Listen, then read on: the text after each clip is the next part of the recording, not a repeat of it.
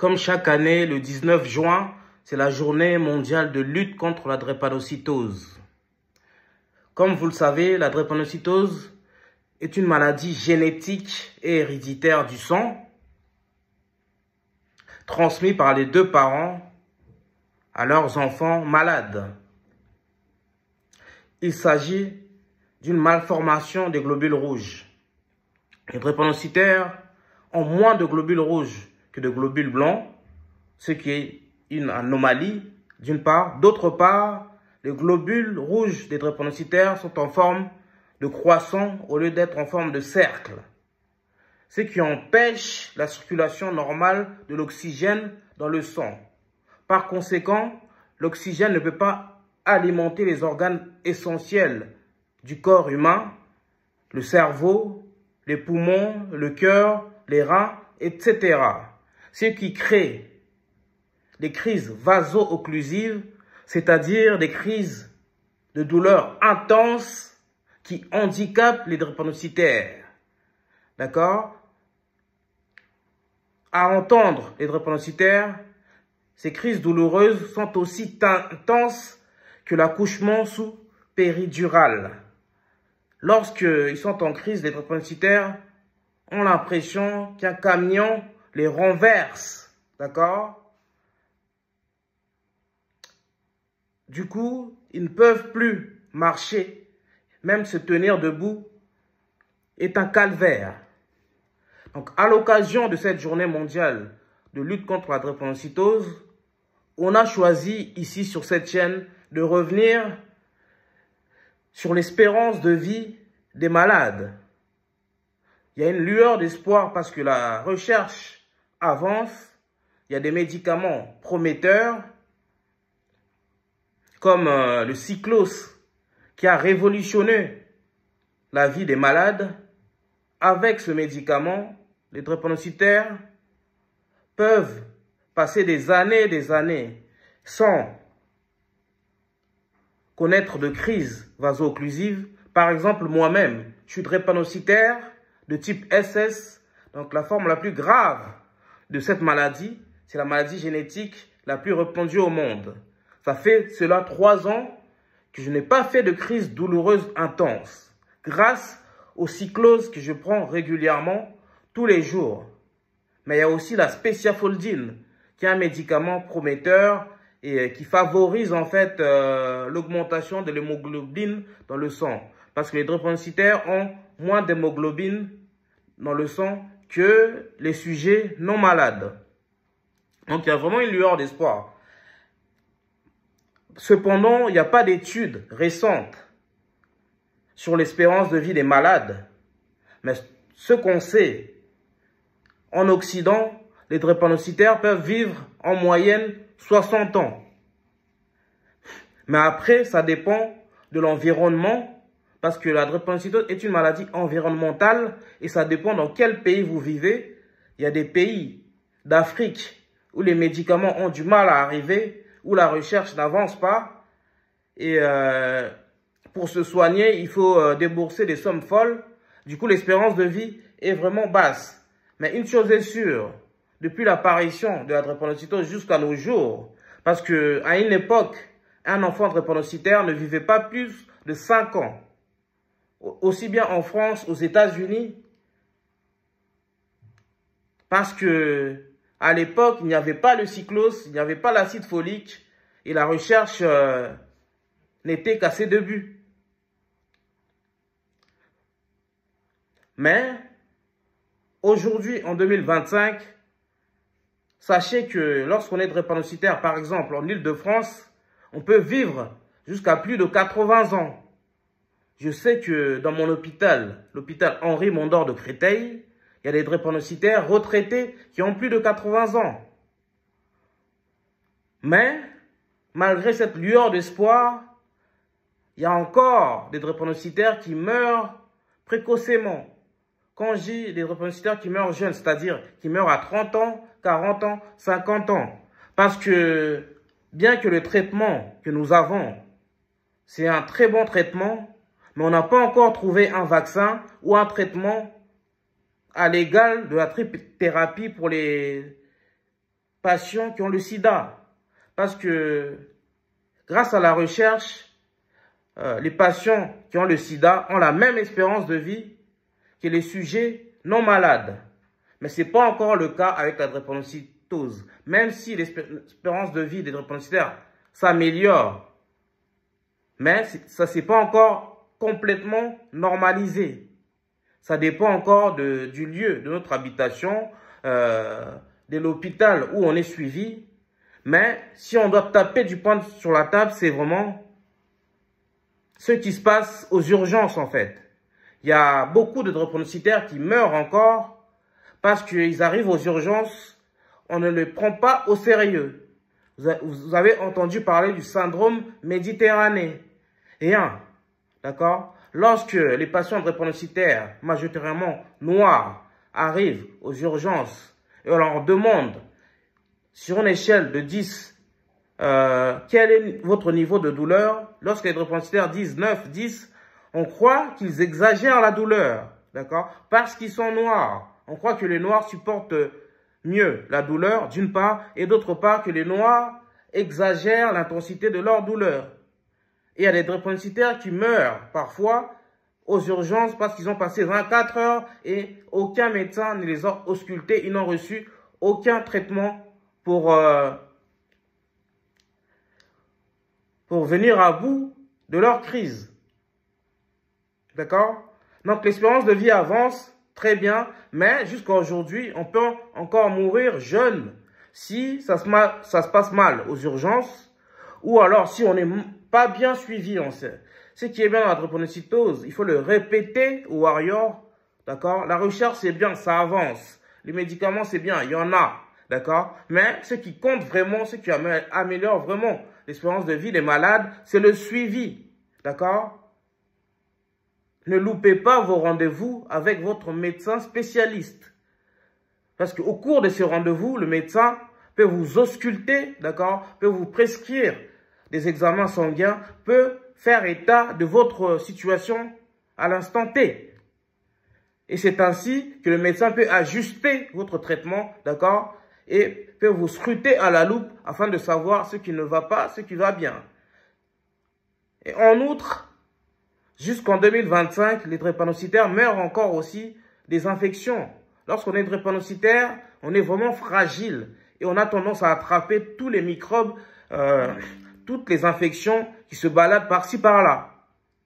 Par exemple, moi, il y a 1 an, j'ai attrapé la coqueluche. D'accord? D'où l'importance de se faire vacciner. Parce que lorsqu'on est drépanocytaire, on est vraiment sensible aux infections. Et enfin, il y a des drépanocytaires qui meurent parce qu'ils font une crise une crise thoracique. D'accord? Donc, lorsque vous ressentez la douleur, vous êtes chez vous, ne négligez pas cette crise. Appelez directement le SAMU.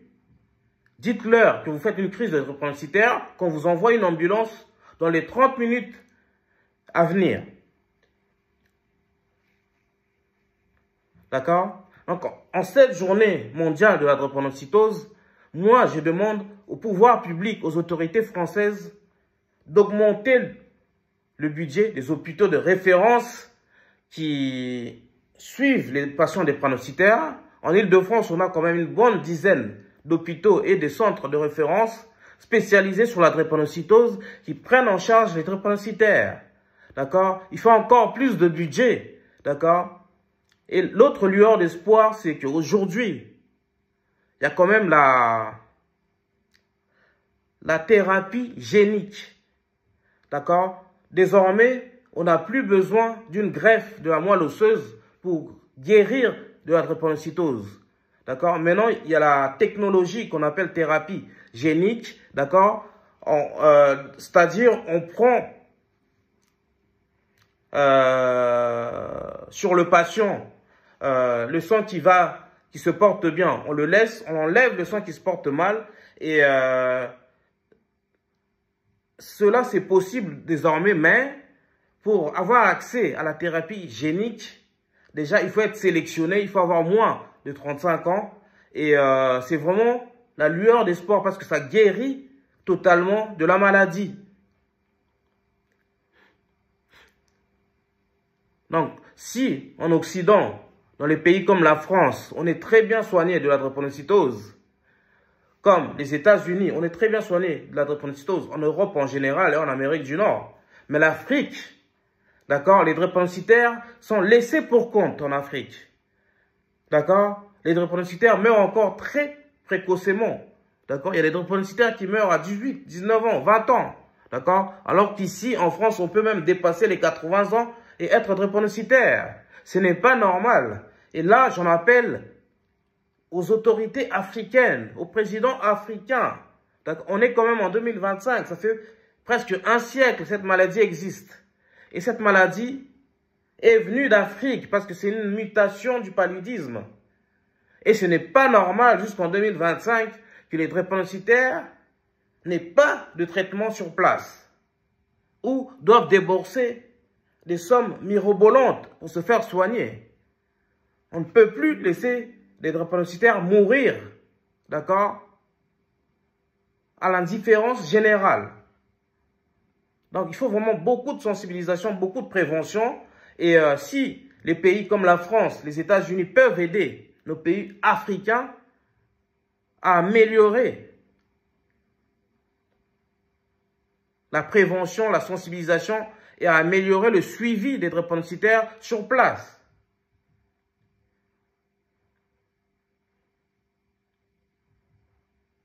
Donc, cette journée, c'est vraiment notre journée, les Warriors, d'accord? Et espérons que d'ici quelques décennies, on aura un vaccin pour guérir de la drépanocytose. Parce que ce n'est pas facile quand même de vivre avec cette maladie, d'accord? Cette maladie est considérée comme un handicap invisible par la maison départementale des personnes handicapées. D'accord? Grâce aux cycloses, les drépanocytaires peuvent désormais faire des études, travailler, d'accord? Mais il y a encore beaucoup de drépanocytaires en fauteuil roulant. Donc, il faut toujours continuer à œuvrer, à améliorer la recherche afin de trouver ce vaccin qui va guérir tout le monde. En tout cas, trouver un traitement à l'équivalence de la trithérapie pour les sida. Un médicament qui va vraiment normaliser l'espérance de vie pour les drépanocytaires, peu importe leur endroit de résidence, que ce soit en Amérique du Nord, que ce soit en Europe ou en Afrique. On est ensemble les Warriors, c'est notre journée, d'accord? Moi, grâce à la drépanocytose, je me suis découvert des compétences, des qualités, d'accord? J'ai compris grâce à Dieu que cette maladie finalement, ce n'était pas un handicap, mais c'était un don. Et j'ai envie d'aider les Warriors qui le souhaitent, les accompagner, d'accord?